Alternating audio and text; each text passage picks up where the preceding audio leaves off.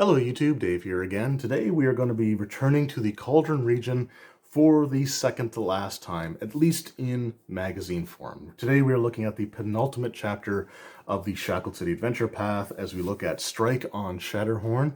This is the 10th installment of the Shackled City Adventure Path and was initially released in Dungeon Magazine issue 115 from back in October of 2004.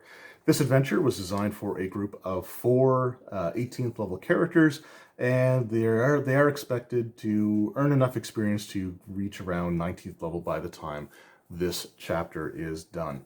This adventure is actually honestly pretty straightforward as well. A lot of the more nuanced or multi-act adventures have sort of already, run their course, and now we are getting into the climax of the campaign. In the last installment, the player characters hopefully managed to stop the Ritual of Planar Junction, as well as defeating several of the leaders of the Cage Rights. However, they only encountered about half of the Cage Rights leaders in the Fiery Sanctum beneath Cauldron during the 13 Cages adventure. So there are still several members that are unaccounted for.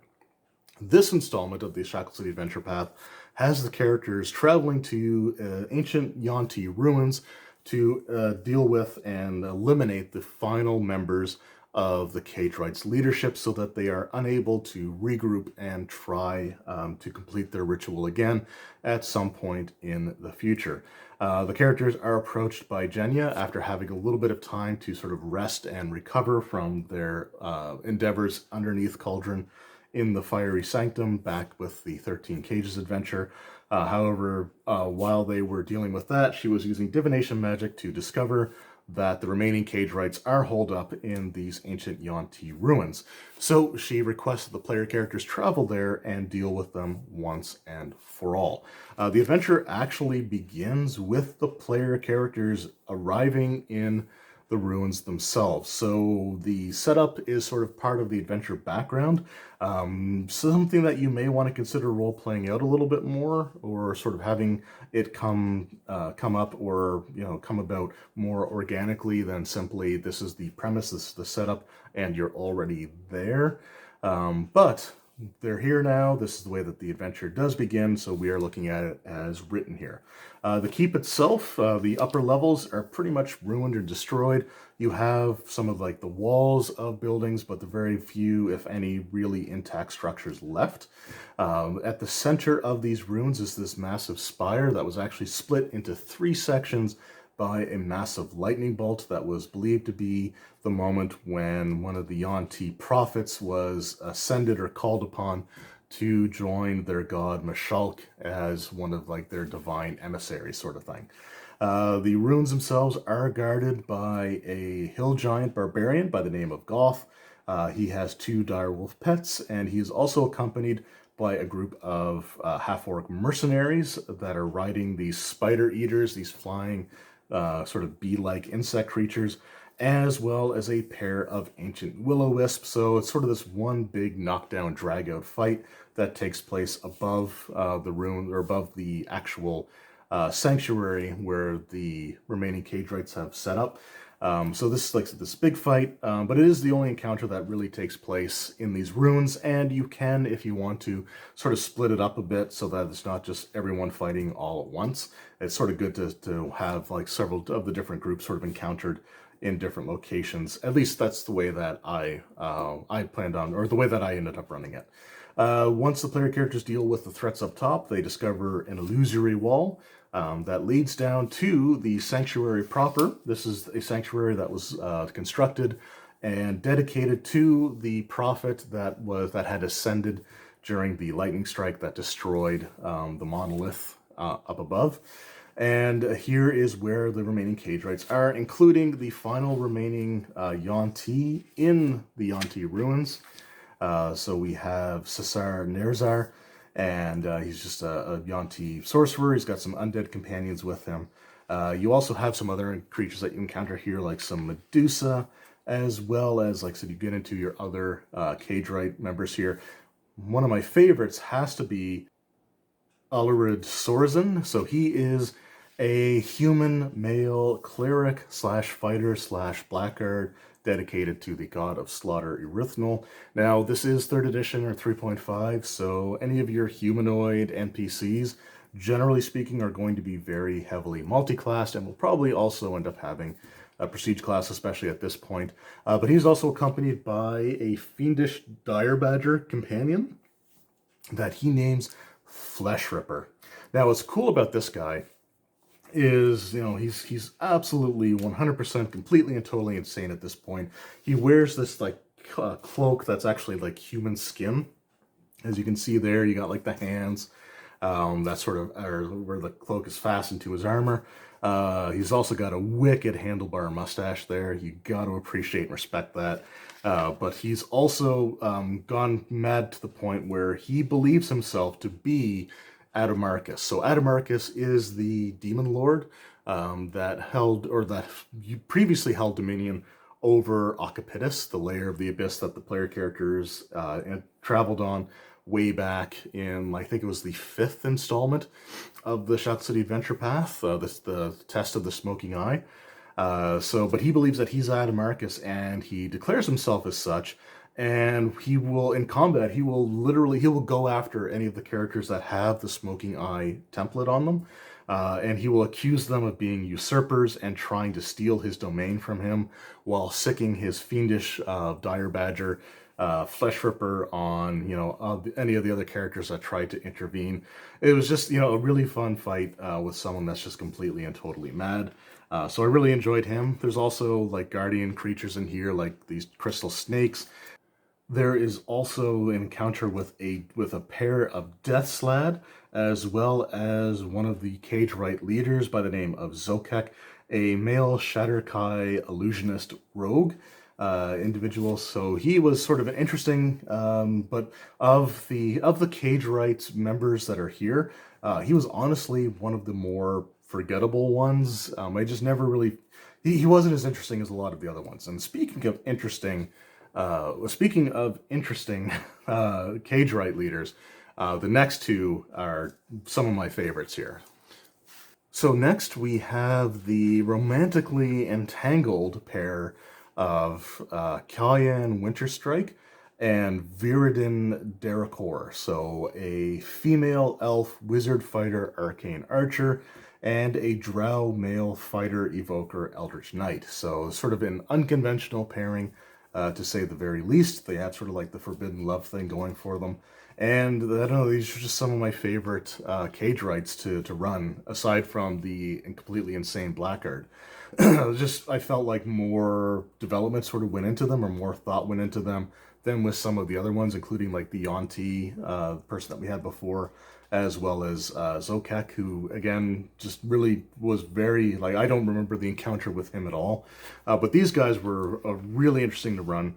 And essentially what happens if one of them is defeated, the other vows revenge. However, they don't take it here now. They cry out, "I will avenge you, my love. Our salvation awaits for us in Carcery."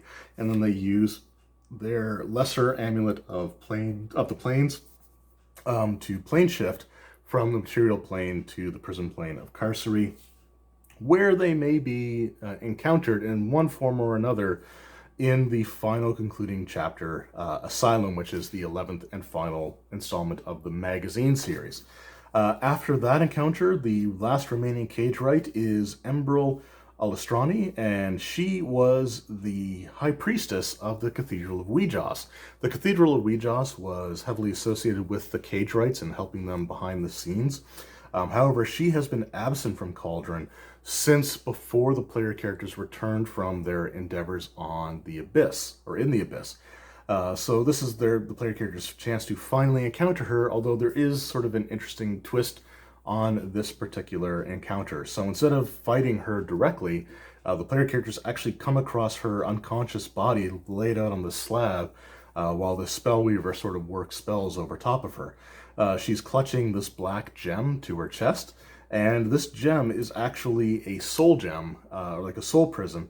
And when the player characters enter the room, it targets one of them and attempts to swap souls from inside the gem into the body of the PC, trapping the PC soul in the gem that's being held by Embril's unconscious body.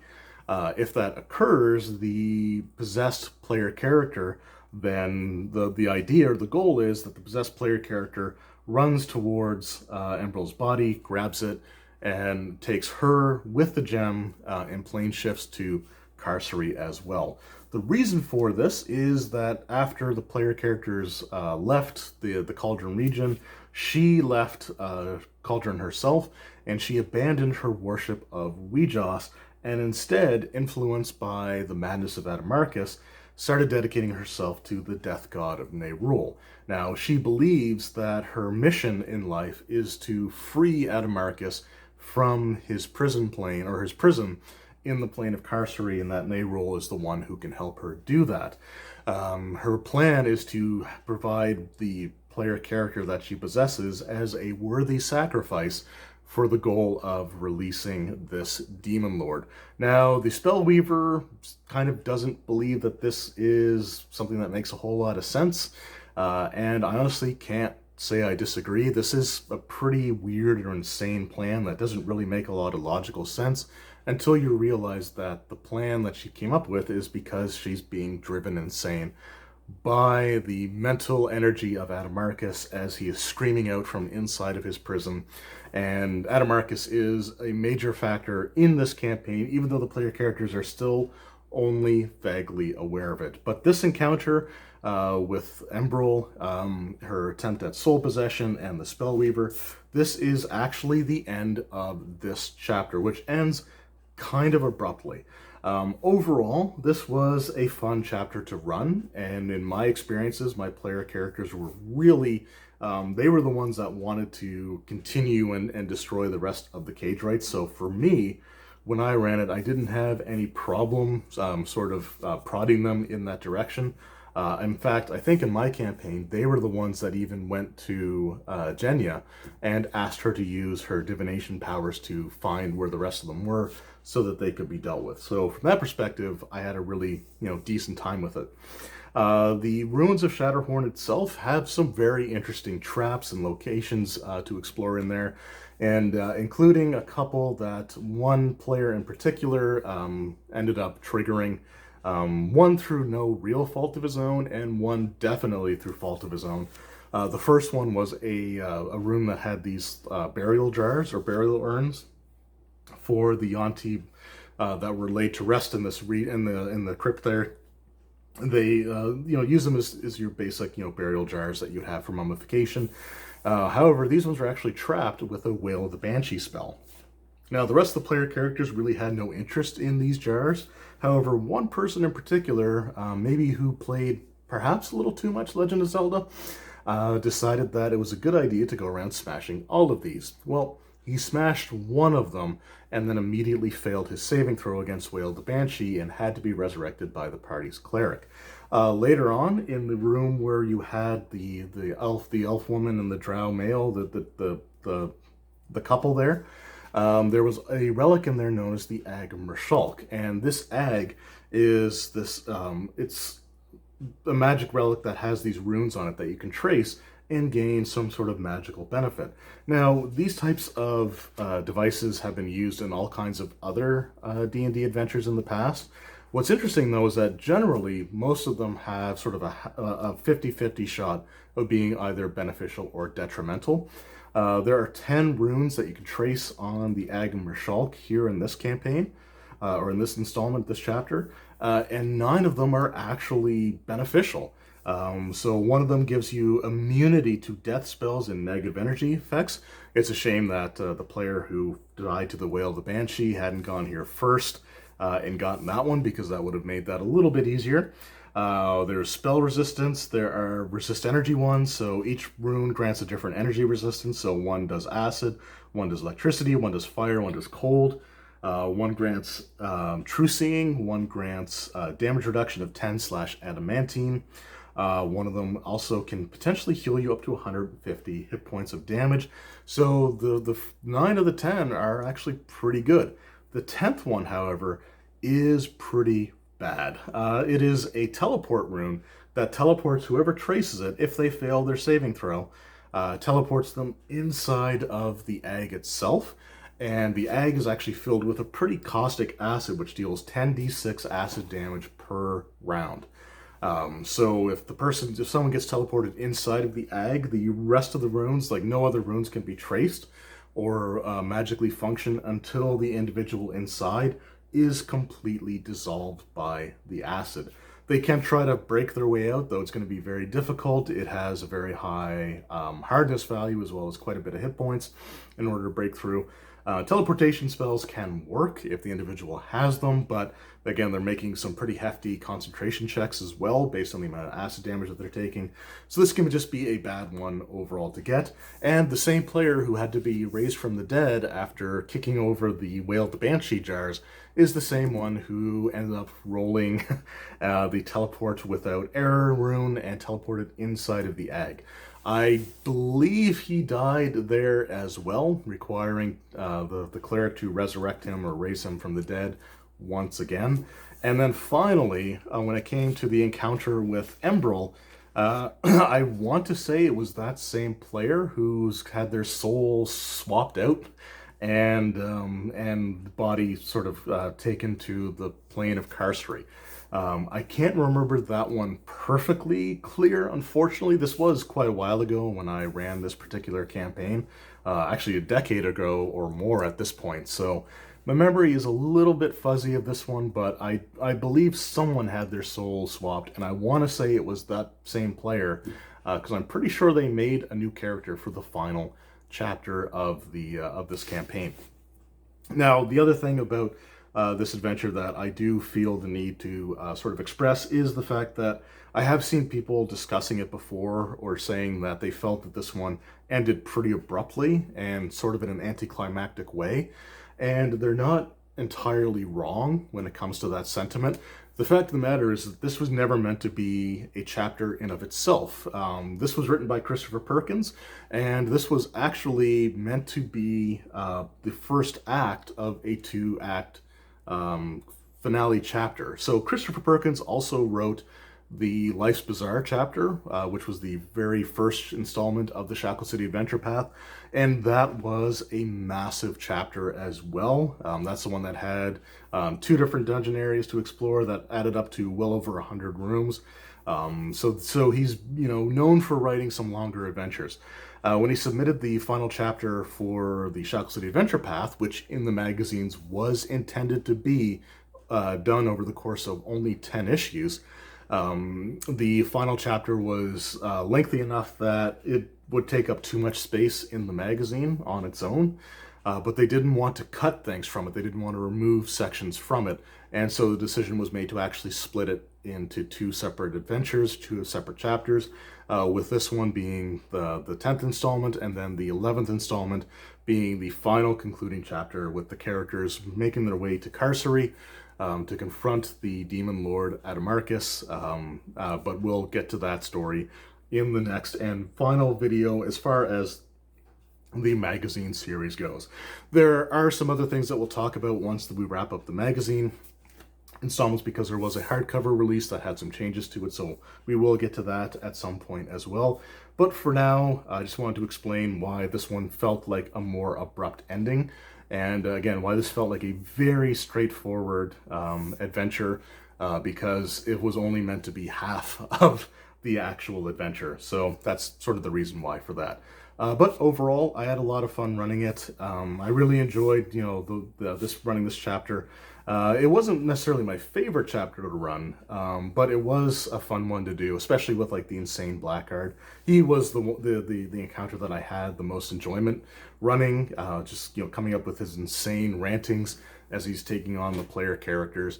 It was a great time, and if any of you have run or played in this chapter, let me know what your experiences were.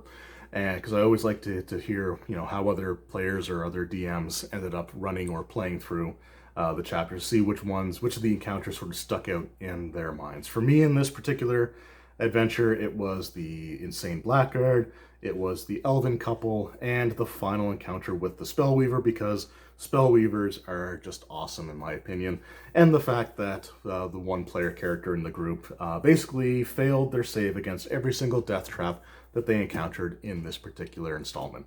Anyway, thank you guys very much for watching. I hope you enjoyed, and I will see you next time as we make our way to Carcery and enter Asylum.